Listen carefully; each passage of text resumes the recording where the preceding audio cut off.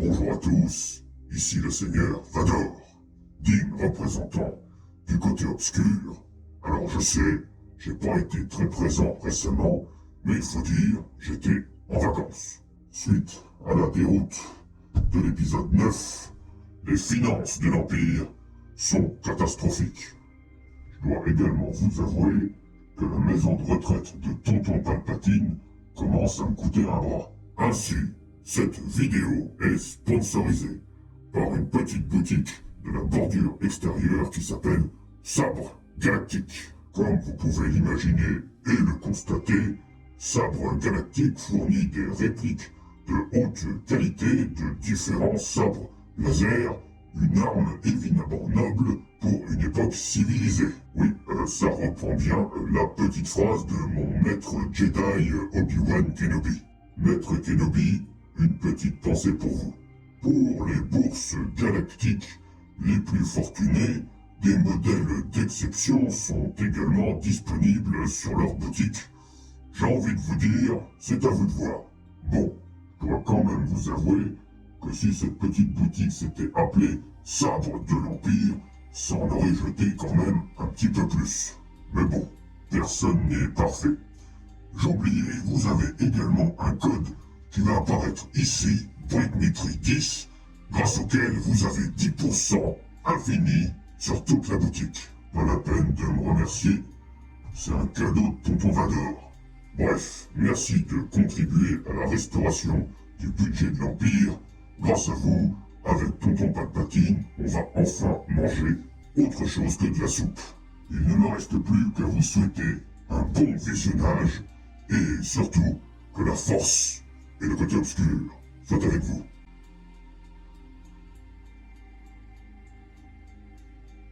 Bonjour à tous, j'espère que vous allez bien, vous l'avez compris, aujourd'hui on va découvrir un goodies de type sabre galactique, mais pas n'importe quel sabre galactique. Puisque en effet, ce carton contient une réplique de sabre laser inspirée de celle portée par nos mini-figurines Lego préférées. Bref, sans plus vous faire mariner, et moi également, puisque je ne l'ai pas encore ouvert, je vous propose qu'on l'ouvre ensemble et qu'on le découvre, ce sabre de type brique danoise, pour voir un petit peu s'il a de la gueule. Bon déjà, comme vous pouvez le constater, la taille du carton, ça va évidemment, je pense, présager de la taille finale de l'engin. Regardez-moi ça, oh là là, ça a l'air de toute beauté. Je vous laisse admirer les inscriptions et la beauté du packaging. Bon, même si c'est pas le plus important, je vous avoue, quand on met, en l'occurrence, 180 € dans un sabre laser, si en plus le packaging est pourri, j'ai envie de vous dire que ça marque mal. Ici en l'occurrence quand même, j'ai l'impression que ça part quand même plutôt bien. Bon là je vous avoue, je suis un tout petit peu curieux parce que je l'ouvre en même temps que vous.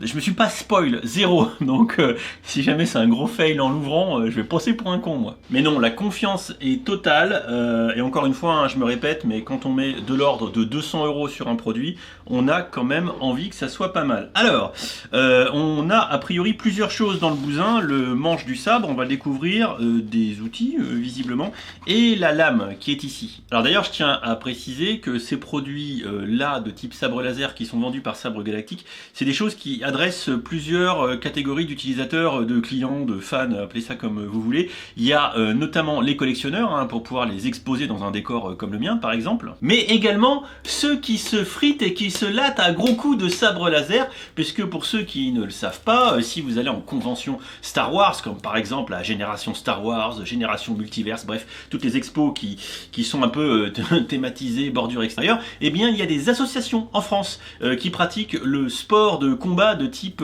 sabre laser, voilà. Et donc là, la lame elle est en polycarbonate et ça permet de se friter gentiment avec son sabre, oui. Voilà, ça peut aussi avoir d'autres utilisations. Mais ça, je vous en parlerai un peu plus tard dans la vidéo. Donc vous l'avez compris, le bousin est évidemment équipé d'une lame en polycarbonate pour pouvoir se friter. J'ai ici un outillage d'une extrême précision qui va nous permettre de réaliser une mesure de qualité. Et donc la lame de notre sabre laser mesure approximativement un petit 92 cm.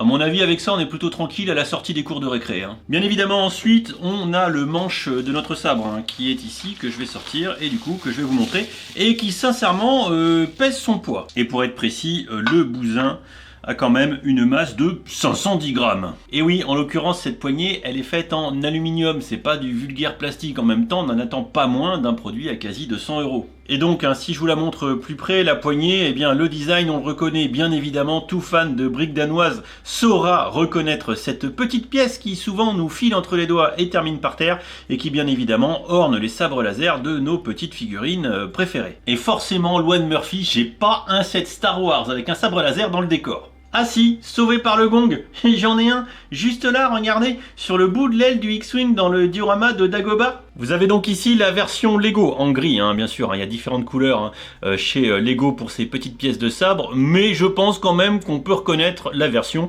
qu'on a dans les mains. Bizarrement, il y a aussi une petite différence d'échelle. En même temps, ce sabre laser, il est fait pour être tenu dans la main d'un adulte, hein, plutôt, hein, j'imagine, même si vous pouvez l'offrir à vos enfants sans souci, hein, si vous avez le budget, bien évidemment. Du coup, comment dire, l'ergonomie est plutôt pas mal, hein, même si c'est clair que c'est pas fait pour être confortable de base. Je parle bien évidemment ici du design qui a été fait avant tout pour les mains comme ça de nos figurines Lego et pas pour des mains humaines. Bon, c'est pas tout ça, mais on va essayer de le faire fonctionner, hein, ce sabre laser, parce qu'en fait il a plein de fonctionnalités électroniques et qui permettent aussi également d'enjailler un combat acharné. Mais pour ça, eh bien, il faut que je le fasse fonctionner et ben, du coup je vais le faire avec vous. Et pour ce faire, je vais donc ouvrir la petite boîte toolkit qui devrait comporter les éléments nécessaires à la mise en marche du bousin. Donc bien sûr un cutter à manipuler avec précaution, et donc dans ce toolkit nous avons une petite notice hein, ici, un câble du coup, un câble USB qui va permettre de charger la batterie, ce que je vais faire tout de suite, également une petite clé 6 pans et des petites vis qui permettent en fait tout simplement eh bien, de visser ici, juste là ici on a un pas de vis hein, de chaque côté, hein, hop il y en a deux qui permettent finalement de visser la lame en polycarbonate. Et pour charger le bousin, eh ben, il suffit de démonter une partie de la poignée ici, donc ça montre bien qu'on a de la ferraille, ce sont des pièces qui sont usinées. Évidemment cette pièce là elle permet de retenir l'électronique à l'intérieur, la vis, donc pas la peine de l'enlever. Et ici eh bien, on a un port USB-C qui va nous permettre le rechargement de la batterie que je vais commencer par faire tout de suite. A few moments later.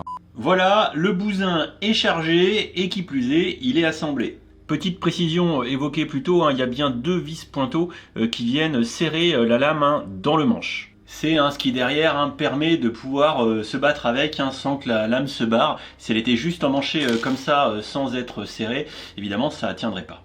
Bon, désormais il est temps de tester rapidement le bousin et ses différentes fonctionnalités. Tout d'abord, avec une petite pression sur le bouton du haut, je le mets en marche. Voilà, donc ça fait du bruit, ça fait du bruit, voilà. Parce qu'on n'est pas là pour beurrer les coquillettes. Alors, à noter d'ailleurs que le son, on peut le régler. Donc déjà, pour l'éteindre, je rappuie sur le bouton plus longuement. Voilà, allez Jean-Jacques, éteins-toi. Et en fait, il y a différentes façons de le faire fonctionner, entre autres les appuis sur les boutons quand il est éteint ou quand il est allumé. Donc par exemple, quand il est éteint, si je fais un petit appui maintenu sur le bouton du haut, ça me permet de changer le volume jusqu'à avoir par exemple un mode mute. Voilà, là il est mute. Donc si je le rallume, vous allez voir que effectivement il n'y a plus de son, on a les oreilles tranquilles, mais néanmoins ça perd un petit peu de son charme. Maintenant, si je le rallume en ayant remis le son, il y a aussi une fonctionnalité qui est assez sympa pour ceux qui font du combat. C'est en fait le mode clash qui permet à la lame voilà, de faire ça. Voilà, ça c'est sympa. Donc petit passage en lumière blanche quand il y a un impact. Et ça se désactive ou réactive quand le sabre est allumé avec une pression rapide sur le bouton du haut. Voilà, là par exemple il a dit lights off, j'ai beau taper, j'ai plus l'effet clash. Si je rappuie maintenu sur le bouton du haut, lights on, voilà, là ça repart. Bon maintenant, et je vais pas vous mentir, le truc qui m'a fait le plus galérer, j'ai perdu bien un quart d'heure, 20 minutes dessus, et ça sera certainement ma critique principale, c'est que les boutons sont pas forcément simples à prendre en main, c'est pas intuitif, je veux dire ça comme ça. C'est le fait qu'on puisse changer de couleur. Alors je vous ai pas montré, on peut aussi avoir d'autres effets sonores, enfin bref il y a pas mal de réglages possibles, mais le plus important, vous vous en doutez, c'est de pouvoir quand même choisir la couleur du sabre. Alors là c'est un peu sportif, faut maintenir le bousin en bas, allumer, faut maintenir le bouton du haut et... non, le bouton du haut ou le bouton du bas, je sais plus, on va essayer, bouton du bas et je tourne. Ouais, attendez. Voilà, ça marche. Alors là il est violet, Vous le voyez pas mal, peut-être pas bien à l'écran, mais là moi il est violet. Donc c'est le bouton du bas, celui-là, et il faut le tourner. Voilà, donc attendez. Je vais essayer de le... Voilà. Allez. Et non, franchement, c'est chiant. Voilà, là il est orange. Là il est orange. Vous le voyez pas bien. Voilà, moi je vous le dis, faites-moi confiance, là il est orange. Là il est violet. Je viens de me dire qu'en coupant la lumière c'est plus sympa. Là il est bleu, hein, d'accord? Là il est bleu. On va continuer à essayer de changer les couleurs un petit peu. Ah, voilà. Là on est bien. Là on est bien. Là il est rouge. On est d'accord. Toujours rouge avec l'effet clash. Bon alors la phase de test des boutons, je l'ai prise en direct, grosso modo. En fait ça c'est naturel, j'ai envie de vous dire, mais c'est pour montrer un petit peu l'inconvénient du truc, parce que ouais, j'ai lutté, changer les couleurs, j'ai un peu lutté pour comprendre comment ça marchait, et j'ai un peu lutté même à le faire. C'est pas super ergonomique, on va pas se le mentir, mais bon après faut admettre que le rendu est quand même plutôt sympa. Parce que bon, ce petit plaisir de pouvoir faire ça, voilà, c'est quand même... Alors ça permet de faire plein de choses. Vous pouvez couper le jambon, voilà. Donc première utilisation principale du truc, découper la charcuterie, préparer les barbecues. Et puis bon, admettons que je sois en exposition Lego et qu'il y ait des gens qui me veulent du mal, eh ben là encore, peut-être que ça peut me servir à me défendre. Allez les gars, ouais, venez vous battre, allez, ouais. Bon, j'arrête mes conneries, je pense que vous avez compris un peu le principe du produit. Autant le produit d'expo pour collectionneurs, pour les cosplayers ou pour les aficionados du combat à grands coups de sabre laser. L'électronique me semble quand même robuste, embarqué dans un boîtier en aluminium, ça me semble quand même pas déconnant très clairement. La finition est plutôt propre, la lame en polycarbonate est interchangeable si jamais vous la cassez, ce qui peut je pense quand même arriver pour les plus comment dire intrépides d'entre vous. Pas mal de fonctionnalités sur les réglages de son, couleur de lame, possibilité de désactiver, activer les modes de frittage. Il y a un mode stand-by, bref il y a pas mal de possibilités pour ceux qui maîtriseront ce produit jusqu'au bout des doigts, bien plus que moi très certainement. Le bousin est en vente sur le site Sabre Galactique depuis le 3, depuis hier, au prix de 180 €. Jusqu'au 19, il y a une petite ristourne, il est autour de 160. 159,95, excusez-moi, on est comme chez Lego avec des virgules. Voilà. Et si en plus vous utilisez le code BrickMitry10, comme évoqué par Tonton Vador au début de la vidéo, vous avez 10% de plus hein, jusqu'au 19, et là ça vous le fait tomber à 144, ce qui commence à pas être déconnant. Passé le 19, il revient plein pot à 180 boules. Par contre le code BrickMitry10, lui, il est valable forever, pour l'éternité, et vous avez moins 10% sur toute la boutique. Profitez-en. Moi j'ai pas de commission sur les ventes, j'ai préféré, vu avec Sabre Galactique, que vous ayez en permanence ce 10%, c'est quand même plus sympa. Moi je redresse les sous de l'Empire juste pour la vidéo. Voilà, ça c'est important aussi. Et c'est d'ailleurs grâce à vous, je tiens d'ailleurs à vous remercier. C'est un beau produit qui pourra finir sous le sapin. Je vous avoue que je suis plutôt content. C'est factuellement la première vidéo sponsor de la chaîne. Et si je l'ai faite, eh ben, c'est parce que évidemment on est ici sur un produit qui s'inspire de notre sabre Lego. Et donc il y a une, comment dire, il y a un fil conducteur pas déconnant sur ce gadget geek vis-à-vis de la communauté des fans de briques danoises et de Star Wars bien évidemment.